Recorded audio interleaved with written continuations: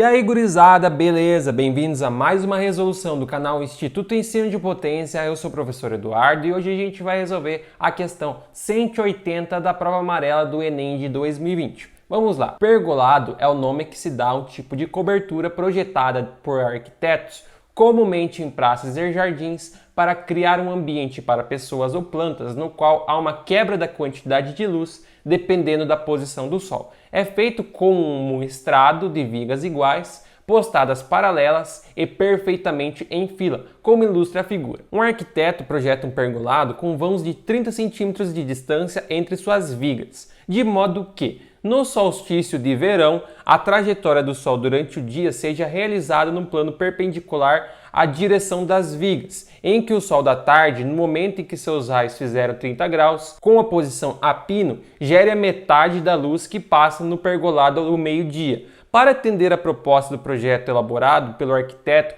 as vigas do pergolado devem ser construídas de maneira que a altura em centímetros seja a mais próxima possível de. Então, o que o exercício quer saber? Primeiramente, o que é sol a pino? Sol a pino é o sol do meio-dia, é aquele sol que ele está justamente em cima, onde ele vai ter o maior sol possível, digamos assim. Então, aqui no nosso pergolado, seria como se eu tivesse aqui duas vigas, por exemplo. Lembrando que entre essas vigas a gente tem aqui 30 centímetros, seria como se eu tivesse o sol aqui. Daí o sol ele está pegando diretamente aqui e ele está passando completamente. Como ele está justamente em cima, ele passa completamente a luz solar. Como se a gente não tivesse aí nenhum bloqueio, certo? Então eu quero saber qual vai ser a altura, qual que vai ser a altura dessas vigas para que no momento em que os raios fizerem 30 graus, com a posição a pino, a gente tem a metade da luz. Então, como que a gente vai ter metade da luz? Aqui, quando a gente tem 30, a gente tem 100%.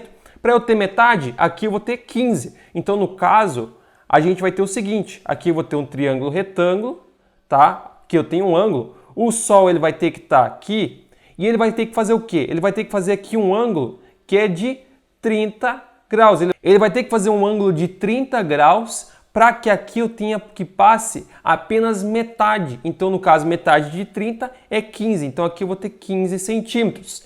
E aqui eu quero saber justamente qual que é a altura H da minha viga para que eu tenha aqui 15 centímetros e passe apenas metade da luz. Logo, é essa aqui a minha resolução. Daí vocês vão se perguntar, Eduardo, como que eu resolvo isso aqui agora? Gente, se liga na dica. Eu tenho o ângulo, eu tenho esse valor, eu quero saber a altura. Como que eu descubro isso? Tangente, gente. Tangente é tangente de θ é o coca. Coca. Cateto oposto sobre o cateto adjacente. Portanto, tangente de 30 vai ser igual ao coca. Coca é 15, o cateto oposto, e o cateto adjacente é H, que é a nossa altura. Beleza? E eu sei então 15 sobre H igual a tangente de 30.